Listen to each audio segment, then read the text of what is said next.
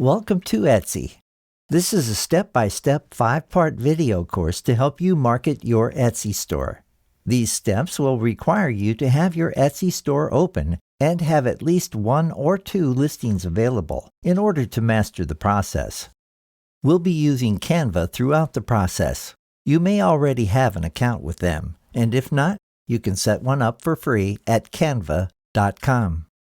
We'll also be referring to the video screen recording software, Loom, which allows you to record your screen either from your desktop or from your Google Chrome browser.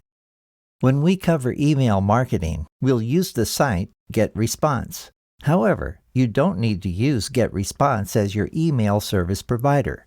You can use whichever service that you already have or that you're most comfortable with. You can replicate the steps we take in GetResponse in your own email service provider. We'll refer to YouTube when we get to the promotional process, so it would be good to have a YouTube channel.